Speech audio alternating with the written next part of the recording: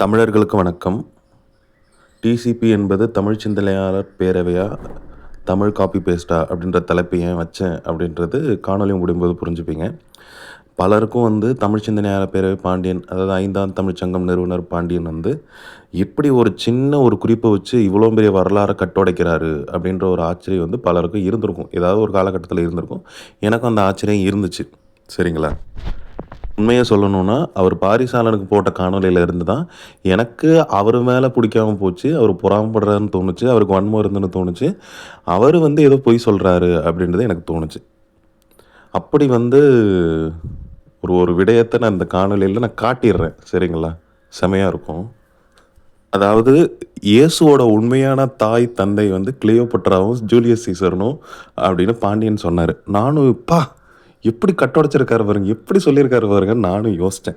அந்த காணொலியை பார்த்துட்டு காணொலியில் இருக்கிற சிக்கலை நான் கடைசியில் காட்டிடுறேனே.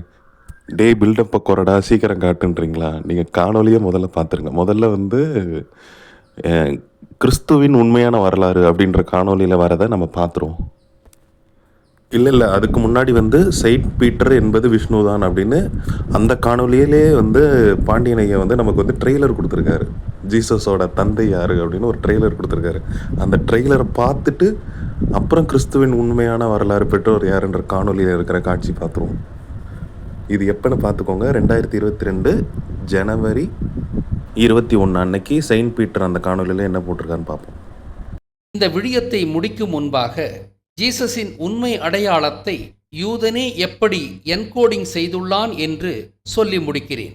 நான் யாரென்று நினைக்கிறீர்கள் என்று தனது சீடர்களிடம் எந்த இடத்தில் ஜீசஸ் கேட்டார்? சீசரியாவில்தானே? அதற்கு பீட்டர் என்ன சொன்னார்? நீங்கள் ஒரு இறை தூதர், மனித கடவுளின் மகன் என்பதுதானே? மனித கடவுளின் மகன் என்றால் ஜீசஸின் தந்தை மனிதனாக பிறந்து ஆண்டவராகி மரித்தவர் என்றுதானே பொருள். அது உண்மையானால் ஜீசஸ் ஒரு மன்னனின் மகன், அதாவது ஆண்டவரின் மகன், அதாவது சன் ஆஃப் காட் என்பதும் உண்மைதானே? அப்படியானால் ஜீசஸின் தந்தையான அந்த மன்னன் யார்? அவர்தான் ரோமாபுரியின் பேரரசரான சீசர். கிறிஸ்துவம் பற்றி சொல்லும்போது இதை முழுமையாக நிறுவுவேன். தான் சீசரின் மகன் என்பதை மறைமுகமாக குறிக்கத்தான் தான் யாரென்று தெரியுமா என்று. அப்ப செயின்ட் பீட்டர் எனும் விஷ்ணு தான் அதுல இப்படி ஒரு ட்ரெய்லர் கொடுக்குறாரு. என்னது, சீசர் தான் இயேசுவின் மகன் அப்படின்னோடனே நமக்கு ஆச்சரியமாயிடுது. அப்புறம் அந்த காணொலி நம்ம பார்க்க போகிறோம். சரிங்களா? கிறிஸ்துவின் பெற்றோர்கள் பிறந்த நாடு அந்த காணொலி பாகம் 2 விட்டுருக்காரு. 2022 மார்ச் 11 அந்த காணொலியில் இருக்கிறது எவ்வளோன்னு பார்த்துருவோம். அது ஒரு 3 நிமிஷம் 4 நிமிஷம் ஓடும். அதை முழுசாக காமிச்சாதான் ஐயா என்ன வித்தை காட்டியிருக்காருன்றது நம்மளால் கண்டுபிடிக்க முடியும். அதனால் முழுசாக பாருங்கள். தெரிஞ்சவங்களுக்கு அதை கொஞ்சம் ஓட்டிட்டு அப்புறம் பார்த்துருங்க. கொண்டே நிறுவ இருக்கிறோம். ஜீசஸின் பிறப்பு பற்றிய கதையிலேயே அவர் பிறந்த இடத்தின் உண்மை அடையாளம் மறைமுகமாக சொல்லப்பட்டிருக்கிறது. அதை ஆராய்வதற்கு முன்பாக சில அடிப்படையான வரலாற்று உண்மைகளை காண்போம்.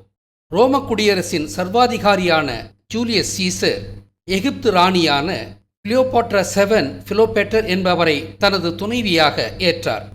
இந்த இருவருக்கும் பிறந்த ஒரே ஆண்மகன்தான் தாலமி 15 சிசேரியன் என்பவர்.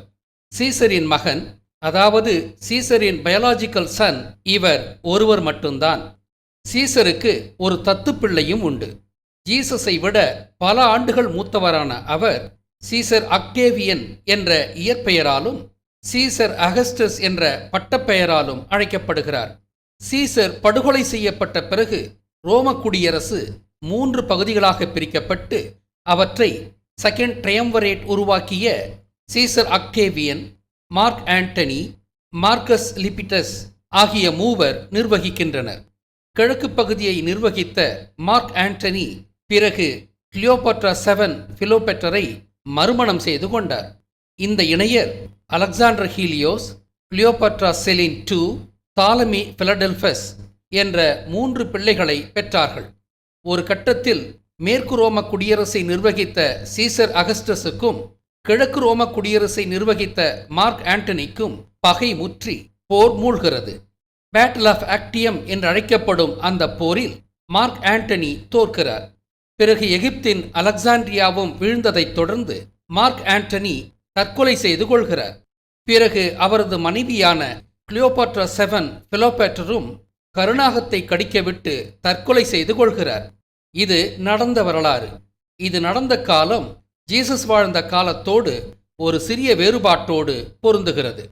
செயின்ட் பீட்டர் என்பது விஷ்ணுதான் என்ற விழியத்தில் சிசாரியா பிலிப்பி என்ற இடத்தில் கிறிஸ்து தன்னை யாரென்று நினைக்கின்றீர்கள் என்று கேட்டதாகவும், அதற்கு பீட்டர் மட்டும்தான் நீங்கள் ஒரு இறை தூதர், வாழும் கடவுளின் மகன் என்று சொன்னதாகவும், அதை ஜீசஸ் ஆமோதித்ததாகவும் பைபிள் சொல்வதை விவரித்திருந்தேன். இது ஜீசஸ் பற்றிய உண்மையை மறைமுகமாக வெளிப்படுத்த யூதர்களே உருவாக்கிய கட்டுக்கதைதான். இதன் மறைபொருள் என்னவென்றால், பீட்டர் குறிப்பிட்ட அந்த மனித கடவுள் என்பது சீசர்தான் என்பதும், சீசரின் மகன்தான் ஜீசஸ் என்பதும் தான். சீசரின் படுகொலைக்கு பிறகு அவர் ரோம் செனட்டால் டிவுஸ் லூலியஸ் என்று கடவுட்தானத்திற்கு உயர்த்தப்பட்டதுமல்லாது, அவருக்கு டெம்பிள் ஆஃப் சீசர் என்ற கோயிலும் எழுப்பப்பட்டது. ஆக மனித கடவுள் என்பது ஜூலியஸ் சீசர் என்பதாலும், ஜீசஸின் காலத்தில் வாழ்ந்தவர்தான் ஜூலியஸ் சீசர் என்பதாலும், பைபிள் சொல்லும் சிசாரியா பிலிப்பி நிகழ்வை கொண்டு ஜூலியஸ் சீசர் தான் ஜீசஸின் தந்தை என்பது உறுதியாகிறது. சீசருக்கு பெற்ற பிள்ளை என்ற விதத்தில் ஒரே ஒரு மகன்தான் இருந்தார் என்பதாலும், அந்த பிள்ளையும் சீசருக்கும் கிளியோபாட்ராவுக்கும் பிறந்தவர்தான் என்பதாலும், ஜீசஸின் தாய் கிளியோபாட்ரா 7 பிலோபெட்டராகத்தான் இருக்க வேண்டும். பைபிள் சொல்லும் சிசாரியா பிலிப்பி நிகழ்வை கொண்டு ஜூலியஸ் சீசர் தான் கிறிஸ்துவின் தந்தை என்று நான் நிறுவியது போல, கிளியோபாட்ரா தான் ஜீசஸின் தாய் என்று தனிப்பட்ட ஆதாரத்தோடு நிறுவினால், ஜூலியஸ் சீசர் கிளியோபாட்ரா மகன்தான் ஜீசஸ் கிரைஸ்ட் என்பது ஐயத்திற்கிடமில்லாமல் நிறுவப்படும். சமீபத்தில் நான் நாகப்பட்டினம் பகுதிக்கு செல்ல வேண்டிய தேவை ஏற்பட்டது. அதை பயன்படுத்தி கொண்டு சில தினங்கள் அந்த பகுதியில் தங்கி சில ஆய்வுகளையும் மேற்கொண்டோம். அந்த வகையில் அந்த பகுதியில் இருந்த வேளாங்கண்ணி மாதா கோயிலுக்கும் சென்றோம். மாதா கோயிலுக்குள் நுழையும் தருவாயில் கையில் குழந்தையோடு இருக்கும் மேரி என்பது கிளியோபாட்ராதான் என்பதை ஏற்கனவே அறிந்திருந்த நான், உடன் வந்த தம்பிகளிடம் இந்த மாதா கிளியோபாட்ராதான் என்பதற்கு ஏதாவது ஆதாரம் கிடைக்கிறதா என்று பாருங்கள் என்றேன். எதிர்பார்த்தது போலவே அந்த ஆதாரம் அங்கு எங்களுக்கு கிடைத்தது. கிளியோபாட்ரா கருணாகத்தை கடிக்கவிட்டு தற்கொலை செய்து கொண்டார் என்ற வரலாற்று செய்தியை நாம் அறிவோம். வேளாங்கண்ணி கோயிலின் வலப்பக்க வளாகத்தில் ஜீசஸை கையில் ஏந்தி ஒரு ஆணின் உருவச்சிலை உள்ளது. அந்த சிலையின் இடப்பக்கத்தில் மேரி மாதாவின் உருவச்சிலை உள்ளது. இந்த மேரி என்பது கிளியோபாட்ராதான் என்பதற்கு ஏதாவது சான்று கிடைக்குமா என்று விழிப்போடு பார்த்த என்னை அந்த காட்சி தூக்கி வாரி போட்டது. மேரியின் காலை சுற்றி இருந்த ஒரு பாம்பின் உருவம்தான் என்னை அதிர வைத்த அந்த காட்சி. மேரியின் காலை சுற்றி ஒரு பாம்பு உள்ளது என்பதை அன்றுதான் எனது வாழ்க்கையில் முதலாக கவனித்தேன். கிறிஸ்தவர்களில் பெரும்பாலானவர்களுக்கும் கூட இது ஒரு புதிய செய்தியாகவே இருக்கும். மேரி மாதாவோடு பாம்பு ஏன் இருக்க வேண்டும்? சீசர் மற்றும் ஆண்டனியின் மனைவியான கிளியோபாட்ரா கருணாகத்தை கடிக்கிவிட்டுத்தானே தற்கொலை செய்து கொண்டார். இதன்படி கிளியோபாட்ராதான் மேரி மாதா என்பதற்கு கிறிஸ்தவர்களே வைத்துள்ள மறைமுக ஆதாரம்தான் மேரியின் காலடியிலுள்ள பாம்பு. அப்படியானால் இவரின் வலப்புறத்தில் ஜீசஸை கையில் வைத்துள்ள அந்த ஆண் ஜூலியஸ் சீசராகத்தான் இருக்க வேண்டும். மேரிதான் கிளியோபாட்ரா என்பதற்கு இப்படி பச்சையாக ஆதாரம் கிடைத்ததை அடுத்து, மேரியோடு இருக்கும் பாம்பிற்கு கிறிஸ்தவர்கள் என்ன வழக்கம் கொடுக்கிறார்கள் என்று அறிய முற்பட்டேன். ஆனால் ஐயகோ, இந்த பாம்பை ஏவாளை ஆப்பிள் உண்ணச் சொன்ன ஈடன் கார்டன் பாம்போடு ஒவ்வொருவரும் ஒவ்வொரு வகையில் இணைத்து பேசுகின்றனர். ஏவாளின் கதை உலகின் தோற்றத்தோடு தொடர்புடைய கற்பனை கதை. பைபிள் படி உலகின் தோற்றம் 6000 ஆண்டுகளுக்கு முன்பு நிகழ்ந்தது. ஆனால் மேரியோ 2000 ஆண்டுகளுக்கு முன்பு வாழ்ந்த வரலாற்று நபர். எனவே ஏவாளின் பாம்புக்கு இங்கு என்ன வேலை? கிளியோபாட்ரா தான் மேரி என்பதை மறைமுகமாக குறிக்க பாம்பையும் காட்ட வேண்டும். ஆனால் அந்த பாம்பு பற்றிய உண்மை நமக்கு எளிதில் புரிந்துவிடாதபடி நம்மை குழப்பவும் வேண்டும். அதற்காகத்தான் இந்த பாம்பையும் காட்டி அது ஏவாளை ஆப்பிள் தின்ன வைத்த பாம்பு என்று முழங்காலுக்கும் மொட்டை தலைக்கும் முடிச்சு போட்டு குழப்புகின்றனர். எனினும் மேரியோடுள்ள பாம்பை பற்றி விவரமறிந்தவர்களின் கேள்விகளுக்கு யூதர்களால் பதில் சொல்ல முடியவில்லை என்பதால் இப்போ இயேசு சொன்ன ஒரு வசனத்தை எடுத்துக்கிறாரு, நான் வந்து இறைவனின் மகன் அப்படின்றத எடுத்துக்கிறாரு. அப்புறம் சீசரோட கிளியோபட்ராவோட கதையை சொல்கிறாரு. இந்த கதையில் வந்து கடைசியில் கிளியோபட்ரா என்ன பண்ணுறாங்கன்னா, ஒரு பாம்பை விட்டு கடிக்க விட்டு தன்னைத்தானே கொன்னுக்கிறாங்க. சரியா? இப்போ இவர் எப்படி நிறுவுறாருன்னா, இவர் நாகப்பட்டினம் வந்து போகிறாராம். சரியா? பசங்களோட போகிறார் போல இருக்குது. அங்கே வந்து கிளியோபட்ரா தான் மேரி அப்படின்றதுக்கான ஆதாரம் தேடுங்கன்றாராம். அப்புறம் அந்த பாம்பை பார்த்துட்றாராம். அப்போ அந்த பாம்பு இருக்குது தானே, அப்போ அந்த பாம்பு தானே வந்து கிளியோபட்ராவோட வரலாறுனே வருது. அப்போ இதுதான் கிளியோபட்ரா, அப்போ பக்கத்தில் இருக்கிறது ஜூலியஸ் சீசர்னு போட்டு ஒரு காணொலி போட்டுறாரு. இது பார்க்குறவங்களுக்கு எனக்கெல்லாம் எப்படி இருந்துச்சுன்னா, ஓ அந்த பாம்பை வச்சு ஐயா வந்து கண்டுபிடிச்சிட்டாரு, மேரி தான் வந்து ஜூலியஸ் சீசர் அப்படின்னு கண்டுபிடிச்சிட்டாரு அப்படின்னு ஆச்சரியப்பட்டோம். சரிங்களா?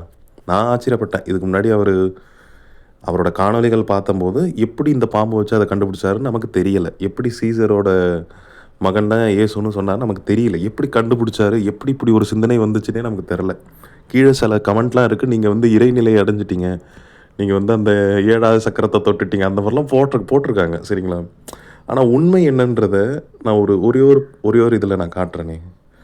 நான் முன்னாடி 2 காணொலியில் வருடங்கள் என்ன சொன்னேன், 2022 அப்படின்னா 4 வருடம் 3 வருடத்துக்கு முன்னாடி. இன்னைக்கு இப்போ 26ல், இப்போ 22னா 4 வருடம். ஆனால் பாண்டியன் ஐயா அவரோட வீடியோவில் 11 வருடத்துக்கு முன்னாடி ஒரு கமெண்ட் போட்டிருக்காரு. அந்த கமெண்ட் என்னன்னு படித்து காட்டிடுறேனே. Dear Jesus called himself son of God because he was the son of Cleopatra the queen of Egypt அப்படின்னு போட்டிருக்காரு. அதாவது இயேசு வந்து தன்னைத்தானே வந்து இறையின் மகன் அப்படின்னு அழைத்து கொண்டார். ஏன்னா அவர் வந்து கிளியோபட்ராவின் மகன், த குயின் ஆஃப் ஈஜிப்டோட ராணி, அரசி அப்படின்னு சொல்லிடுறாரு. அடுத்து Egyptian kings and queens were siddha kings, that is why they are called gods. அதாவது ஈஜிப்டோட அரசன் அரசி, ராஜா ராணி வேர் சித்தா கிங்ஸ், அதாவது சித்த அரசர்கள். அதனால தான் அவர்களை வந்து கடவுள்னு கூப்பிட்டாங்க, அழைத்தாங்கன்னு சொல்லிடுறாரு. You find snake decoration on their head dress which means kundalini yoga and hence they were siddha kings and were called gods even in Tamil Nadu where it all originated from அப்படின்னு போட்டிருக்காரு. அதாவது அந்த ஈஜிப்ட் கிங் அண்ட் குயின் தலையில் வந்து அந்த பாம்போட படம் இருக்கும், அதுதான் வந்து குண்டலினி யோகா. அதனால தான் வந்து அவங்க சித்த அரசர்கள், அதை சித்த ராஜாக்கள், கடவுள்கள் அப்படின்னு அழைக்கப்பட்டாங்க. ஏன்னா இதெல்லாம் தமிழ்நாட்டிலேருந்து வந்துச்சு அப்படின்னு போட்டுட்டாரு. Cleopatra is a Tamil name meaning as beautiful as parrot. அதாவது கிளியோபட்ரானா கிளி போல அழகாக இருப்பவள் அப்படின்றது பொருள். This revelation might annoy you, அதாவது இந்த ஒரு கண்டுபிடிப்பு, இந்த ஒரு வியப்பான செய்தி வந்து உங்களை வந்து உறுத்தலாம், உங்களை கடுப்பேற்றலாம். But I saw a video by the western producer and I believe it was correct. அதாவது நான் ஒரு வெஸ்டர்ன் ப்ரொடியூசர், வெஸ்டர்னா அந்த அமெரிக்கா அந்த பக்கம் போல இருக்குது, அந்த தயாரிப்பாளர் உருவாக்கின ஒரு காணொளி பார்த்தேன். அப்புறம் அதை நான் நம்புகிறேன், அது சரின்னு நான் நம்புகிறேன். And as a Tamil I can watch for is theory. நான் ஒரு தமிழாக அந்த தியரிக்கு, அதாவது இயேசுவோட பெற்றோர் யார் அப்படின்ற அந்த கருத்துக்கு வந்து நான் வந்து உறுதி தரேன் அப்படின்ற மாதிரி இவர் சொல்கிறாரு. இது எப்போ? 11 வருடத்துக்கு முன்பு. இப்போ வந்து 2026, 11 வருடத்துக்கு முன்னாடினா 2015.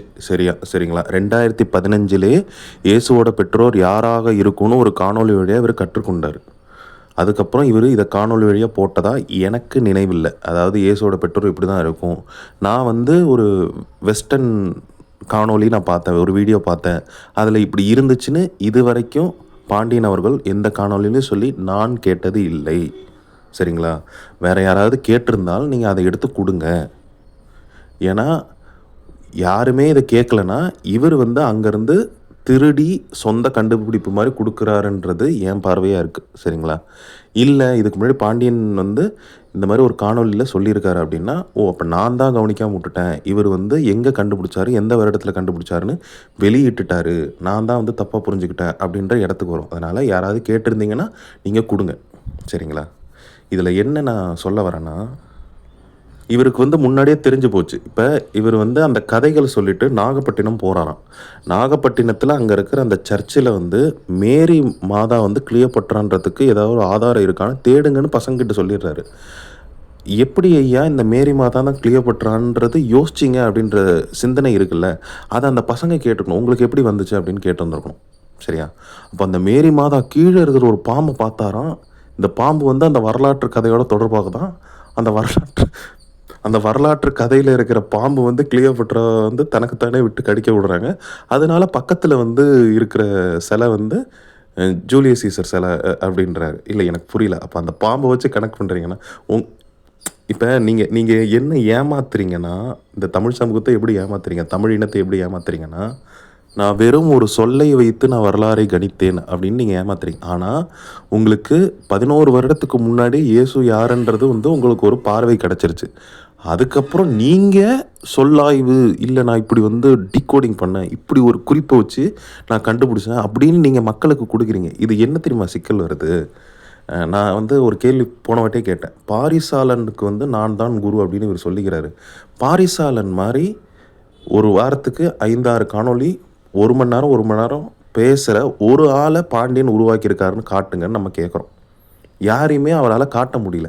பாரிசாலன்ட்ட நேருக்கு நேர் விவாதம் பண்ற 5ஆம் தமிழ்ச் சங்கம் ஆட்கள் யாராவது இருக்காங்களா? தயாரா இருக்காங்களான்னா, யாருமே இல்ல. அப்ப பாண்டியனால இன்னொரு மனிதரை, இன்னொரு சீடரை உருவாக்க முடியல. ஆனா பாரிசாலனுக்கு நான் தான் குரு. பாரிசாலனை நான் தான் உருவாக்குனேன் அப்படின்ற இடத்துக்கு அவரும் இருக்காரு. அவரோட அவங்க கட்சி ஆட்களும், அவரோட இயக்க ஆட்களும் இத தான் பேசுறாங்க. ஏன் அவங்களால உருவாக்க முடியல தெரியுமா? ஏன்னா, பாரிசாலன் நெறைய படிக்கிற ஆளு, நெறைய காணொளிகள பார்க்குற ஆளு. அதுல இருந்து நான் இப்படி கண்டுபிடிச்சேன். அதுலருந்து நான் தெரிஞ்சுக்கிட்டேன் அப்படின்னு அவரு சொல்றாரு. இப்ப பாண்டியன் கூட இப்ப இருக்கிற யாருமே பெருசா புத்தகம் பார்க்கல, நெறைய காணொளிகள் பார்க்கல. பாண்டியனோட காணொளி மட்டுமே பார்த்துட்டு வந்திருக்கீங்க. இப்ப பாண்டியன் அவர் வந்து இப்படி கட்டுடைக்கிறாரு, அப்படி கண்டுபிடிச்சாரு, இப்படி கண்டுபிடிச்சாரு. அவரால மட்டும் எப்படி முடியுதுன்னு வியக்கிறீங்கல்ல. ஏன்னா, ஒரு காலத்துல அவரும் நெறைய புத்தகம் படிச்சிருக்காரு, நெறைய காணொளி பார்த்துருக்காரு. அதுக்கு ஆதாரம் தான் இது. 11 வருடத்துக்கு முன்னாடி ஒரு வெஸ்டர்ன் ப்ரொடியூசர், ஒரு வெஸ்டர்ன்ல இருக்கிற தயாரிப்பாளர் போட்ட காணொளிய இவரு பார்த்துருக்காரு. இப்ப இவரு அனைத்து செய்திகள்ல வந்து அங்கங்க படிச்சு, அங்கங்க தெரிஞ்சுக்கிட்டு, அங்கங்க காணொளியா பார்த்து இவரு உள்ள ஏத்திக்கிட்டாரு. அதுக்கப்புறம் வந்து உட்காந்து நான் சொல்லாய்வுல வச்சு கண்டுபிடிச்சேன். இப்படி ஒரு குறிப்ப வச்சு நான் கண்டுபிடிச்சேன். நான் டீகோடிங் செஞ்சேன் அப்படின்னு சொல்றாரு. இப்ப அவரு மாரி ஏன் வந்து 5ஆம் தமிழ் சங்கத்துல இருக்கிறவங்களால கண்டுபிடிக்க முடியலன்னா, அடிப்படையில நீங்க நெறைய புத்தகம் படிக்கல, இல்ல நீங்க நெறைய காணொளிகள் பார்க்கல. இப்ப இதுதான் நமக்கு சிக்கல். பாண்டியன் அவர்கள் இருக்கிற வரைக்கும், ஐயா இந்த வரலாறு சொன்னார், அந்த வரலாறு சொன்னார். எப்படி சொன்னீங்கன்னு அவர்ட்ட கேட்டுக்கலாம். இப்ப அவர் இல்லாத காலத்துல 5ஆம் தமிழ்ச் சங்க ஆட்கள்லாம் என்ன நெனைப்பீங்க? ஐயா வந்து எப்படி இத கண்டுபிடிச்சாரு? ரொம்ப வியப்பா இருப்பேன்னு நெனைப்பீங்க. ஆனா, யார் அதிகமா படிக்கிறாங்களோ, யார் அதிக காணொளிகள் பார்க்குறாங்களோ, அவங்களாலேயே இத கண்டுபிடிக்க முடியுன்றது தானே உண்மை. இந்த உண்மைய மறைச்சு பாண்டியன் அவர்கள் என்ன பண்ண போறாரு? என்ன பொறுத்தவரைக்கும் அவர் மறைச்சிருக்காரு. நான் எந்த காணொளியிலயும் இந்த கண்டுபிடிப்புகள்லாம் நான் இதுக்கு முன்னாடி காணொளியா பார்த்தேன். நான் வந்து புத்தகத்துல படிச்சேன்னு இவர் பெருசா சொன்னது கிடையாது. குறிப்பா இந்த இயேசுவ பத்தி சொன்னது கிடையாது. அப்படி உண்மையிலேயே அவர் சொல்லியிருந்தாருன்னா, அத எடுத்து காட்டுங்க. அப்ப நீங்க என்ன புரிஞ்சுக்கணும்னா, ஐயா வந்து குண்டலினி எழும்புனதுனால, இறை தூதர் ஆனதுனால, இறை உணர்ந்ததுனால இதெல்லாம் சொல்றாருன்னு நீங்க நம்பக்கூடாது. தமிழர்கள் எல்லார்னாலயும், தமிழர்கள் விடுங்களா, மனிதர்கள் எல்லார்னாலயும் எல்லா அறிவையுமே அடைய முடியும். அதுக்கு நம்ம விருப்பப்படணும். நம்ம அதுக்கானது தேடணும். புத்தகங்கள் பார்க்கணும், காணொளிகள் பார்க்கணும். இத தாண்டி சில குறிப்புகள் இயற்கையா நமக்கு உணர்த்தப்படலாம். அதுவுமே எப்படி உணர்த்தப்படும்னா, சுத்தி இருக்கிற ஏதோ ஒரு செய்திய வச்சு, இல்ல இயற்கையில பார்க்குற ஒரு காட்சிய பத்தி, இல்ல ஏதோ ஒண்ணு உள்ள வந்து புதுசா தோணலாம். சரியா? அதுக்காக இருக்கிற எல்லாத்தையுமே பாண்டியன் அவர்கள் அப்படியே நுணுக்கமா பார்த்து கட்டுடைச்சு, யூதனோட வரலாற்றை அப்படியே அடிச்சு தெறிக்க ஓட விட்டாரு. யூதனோட பொய் கதைய அப்படியே முறியடிச்சு எடுத்து வீசிட்டாரு. அப்படியெல்லாம் நம்பாதீங்க. அவருக்கு ஏற்கனவே தெரிஞ்சத வந்து சொல்லாய்வு அப்படின்னு அவர் மாத்தி சொல்றாரு. அவ்வளோதான். அப்ப அவர அந்த நிலையிலே பாருங்க. நீங்களும் அதிகமா படிங்க. நீங்களும் அதிகமா தேடுங்க. நெறைய விவாதம் பண்ணுங்க. நெறைய பேர்ட்ட பேசுங்க. புது புது தகவல்கள் உள்வாங்குங்க. அப்படி நீங்க வாங்குனா தான், நாளைக்கு உங்க குழந்தைங்கள நீங்க வந்து தயார்படுத்த முடியும். "இங்க பாருப்பா, இதெல்லாம் இங்க இருக்கு. இது இப்படி இருக்கு. இதெல்லாம் இந்த காட்சிகள்லாம் நீ பார்த்துக்கோ. இந்த செய்திகள்லாம் நீ பார்த்துக்கோ. அப்புறம் சொல்லாய்வு இருக்கு. இத பார்த்துக்கோ. இந்த சொல் இப்படி பிரியுதா? அப்ப இங்க வரலாற்றுல இப்படி ஒரு செய்தி இருக்கா? அப்ப இதுக்கும் தொடர்பு இருக்கலாம்." இந்த மாரி நீங்க குழந்தைங்கள வளர்த்தா தான், அந்த குழந்தை நல்லா சிந்திக்கும். நல்லா தெளிவா இருக்கும். நீங்க எல்லாமே அப்படியே கண்மூடித்தனமா, ஐயா இப்படி கண்டுபிடிச்சிட்டாரு, ஐயா இப்படி வந்து இறக்கி வச்சுட்டாரு அப்படின்னு நம்புனீங்கன்னா, நீங்களும் தயாராக மாட்டீங்க, நீங்களும் தெளிவாக மாட்டீங்க, நீங்கள் விழிப்புணர்வு அடைய மாட்டீங்க, உங்கள் குழந்தைங்களும் விழிப்புணர்வு அடையாது. சரிங்களா? சரி, இதோட இந்த காணொளி முடியுது. காணொளி ரொம்ப நீளமாக இருக்குன்றது எனக்கு தெரியுது, மன்னிக்கவும். ஆனால் இந்த காணொளியில் சொல்ல வேண்டியது சொல்லணும், காட்ட வேண்டியது காட்டதுனால இவ்வளோ நீளம் வந்துருச்சு. தொடர்ச்சியாக உலக வரலாற்றை, யூதர்களின் வரலாற்றை அடித்து நொறுக்கிய பாண்டியன் அவர்களின் வரலாற்றை நம்மளும் கட்டுடைப்போம். சரிங்களா? இது வந்து தொடரும். பொறுமையாக கேட்டாலே அனைவருக்கும் நன்றி. அடுத்த காணொளியில் சந்திப்போம். இந்த 11 வருடத்துக்கு முன்னாடி இருக்கிற கமெண்ட் வந்து நான் இப்போ இணைச்சிட்றேன். நான் காணொளி வந்து மேலே ஏற்றும் போது, அதாவது அப்லோட் பண்ணுறதுக்கு முன்னாடி தான் நான் கவனித்தேன், அந்த எந்த காணொளியில் எந்த வருடத்தில் அந்த கமெண்ட் எடுத்தோம் அப்படின்றத நம்ம போடலைன்ட்டு அதை நான் கடைசியில் இணைச்சிட்டேன். நன்றி, அனைவருக்கும் நன்றி. Secret society who govern the world from behind the screen through their money power, and they have sinister designs for the humanity. They are Satan worshippers, and their attitude towards humanity is satanic in nature. They call themselves to be illuminated people and hence carry this name, but actually possess darkened mind which thinks only of evil. Their ideology is based on Darwin's principle, survival of the fittest, and the Machiavellian principle of political power, which authorizes cunning and duplicity for political domination. But both these principles are proven faulty, and the world cannot survive with these sinister ideologies in future. The Illuminati think that knowledge is power, and hence they invest in secret knowledge, and they hold and plan to hold the world for ransom with the diabolical knowledge.